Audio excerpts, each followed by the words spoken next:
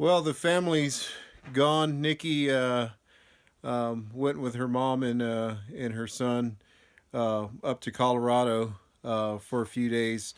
Uh, she's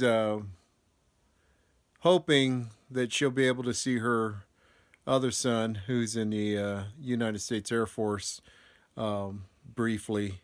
But I got left behind, or I volunteered to stay behind and clean up the camp that we set up, temporary camp that we set up.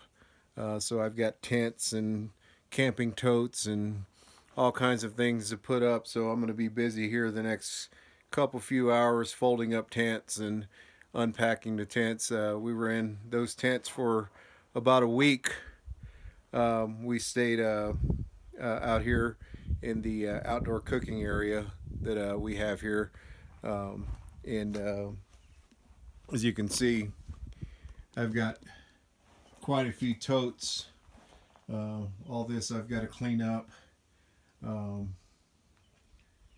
all our camping totes, the tents, all our bedding, sleeping. So I'll be out here the next couple hours cleaning this mess up. Still got to take down our tent. But she, Nikki, she had opted out of not going to Colorado because the virus and military personnel aren't allowed to interact with people who aren't quarantined or who come from what are called red states. So, not that New Mexico is a red state, but her driver's license still shows Texas, and Texas is considered a red state, which means it's a high infection state. And anybody who is in the military right now, or that particular installation where her son is at, if she were to come in contact with him, then he would have to quarantine for 2 weeks, and that's just not something we wanted to put him through. But yeah, maybe they'll be able to just spend some time, because Seth is off to the Air Force as well too, and he just turned 18. So I believe that she needed to spend some time with him. All this will be here when she gets back, but he's becoming his own man, and he's off to serve the country. And so I recommended that she spend some time with him and her mom and just take advantage of this opportunity, and that I'll be okay out here all alone. It's kind of surreal being out here all alone. I mean, just me and Kaya, the dog, are out here, but I have plenty of work to do to keep me busy. A lot of one-man projects that need to be done, but I don't know. I guess it just kind of kicked in that I'm out here all alone. Not another soul in sight, not another soul around. So it's just going to be work at my own pace, get my stuff done. I do miss my wife already, considering she just left not even a couple hours ago. But she's my friend, she's my buddy, and I miss her already. But I'll see her in a few days, and I guess I get to have some alone time out here. Get to find out what it's like to be completely 100% isolated from everybody else, society. The only conversation I'll have is probably with the dogs, the chickens, and this camera. So you'll be hearing from me the next few days. Just sharing thoughts and letting you know what it's like to be out here 9,000 feet up in the mountains, all alone, completely isolated. So I'm going to get to work. I've got to tear this tent down, remove all its contents. We have all our bedding and clothes and stuff in there, so I'm going to be removing all that stuff. And then they took this tent down, but it had rained the other night and it was wet, so we left it out to dry air out. So wish me luck, and we'll catch up with you guys later. Meanwhile, enjoy this this farewell video from my mother-in-law and my stepson and my wife before they headed off to Colorado for the next few days. Hi. So hey, we'll see you guys later. Gotta make a going away video. All right. So, oh, we're gonna miss you. Oh. A lot. A lot.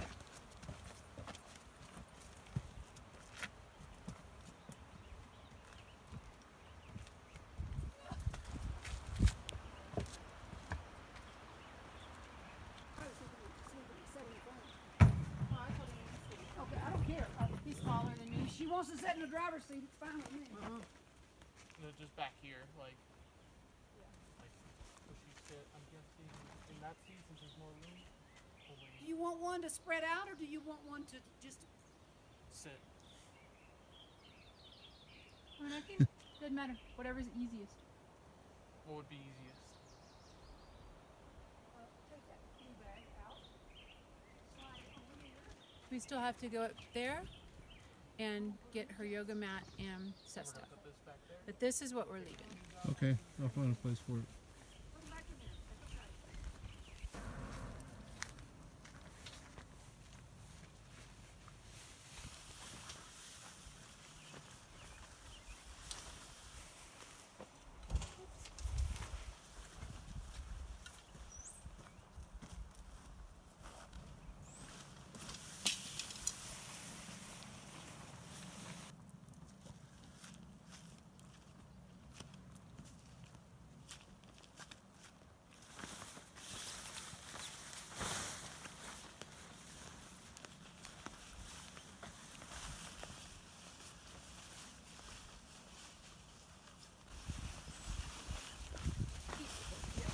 I only got one of them. How many is there? 2 each? There's 2 each.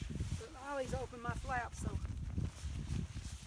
the air will go out there faster. You'll get there, I'll push it. I don't have room to push over here. So where are y'all off to now?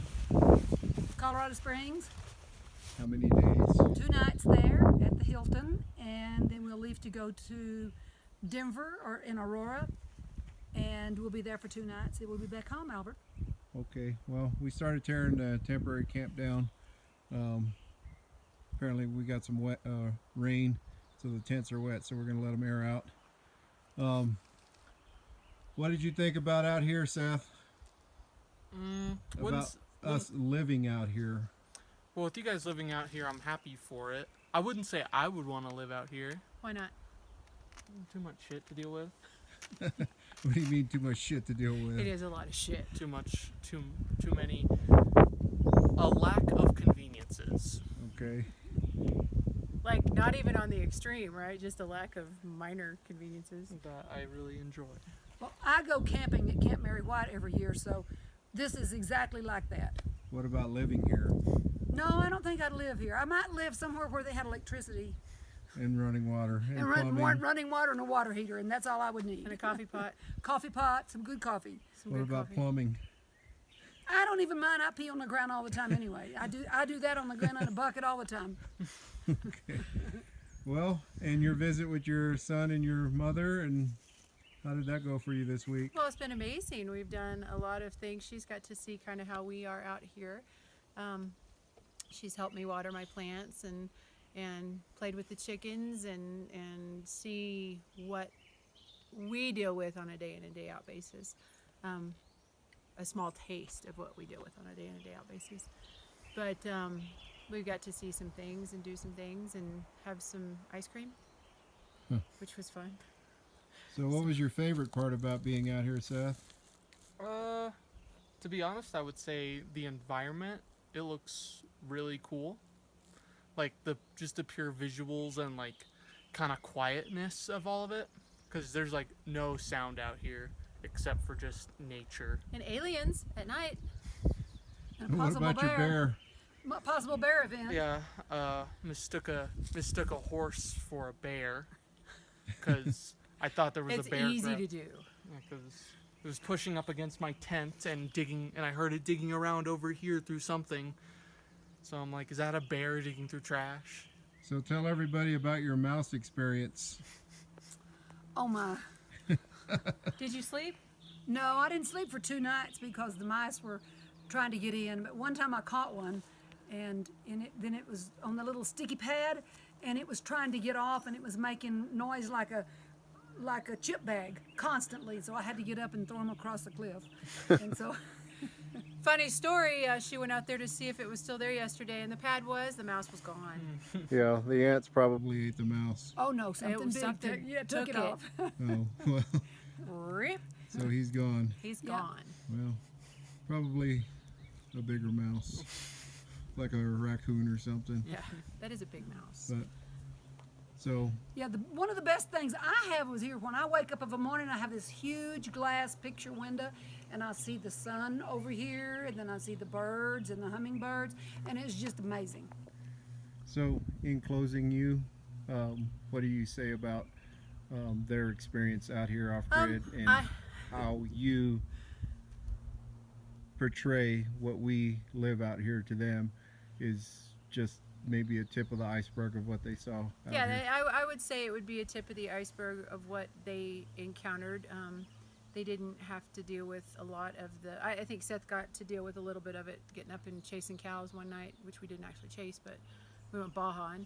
But it's those. I think him especially got to experience what the sudden changes that we talk about, the adaptations that we encounter out here when we get up and we go. Like a busted water line, I Like still a got busted fixed. water line you still have to fix because we didn't notice it until yesterday. Yeah, so the road was flooded, Right. and So that's normal out here. But I think Mom probably gleaned from this too that because it's probably a why the hell are y'all out there? That's kind of crazy shit. But maybe a better understanding that it's not so bad out here, but it's still different. And it's teaching us some stuff. Will we stay out here for the rest of our lives? Probably not. But it's teaching us some stuff, and she can better understand that. so yeah. My advantage, I did this whenever I was young. Did you? Yeah. Chickens, all the cows and everything like that, and cooking out on the campstone. We're getting it at half a century. Yeah. Well. All All right. Well, y'all are gonna get packed up, and we're gonna head out. So, say goodbye to everybody from La Sierra off grid up 9,000 feet up. Nobody had altitude issues. Yeah. So glad y'all were able to come out and visit. I'm going to miss you, Albert. Oh, you can always catch me on video. And Nikki. So, all right, let's get going. I got to get the gate open, and Nikki's going to close the gate behind it. Yeah. Because I'll go All right. first. All right. Alrighty. All right. You'll Bye. probably see me comment on this video somewhere. You'll know it's me. Like and subscribe to him on his YouTube channel. Yeah. and, Yeah. As soon as I figure out who he is, we'll put a link. it's pretty obvious. I'm nothing like any of your other subscribers. Okay. Bye. All right. Bye.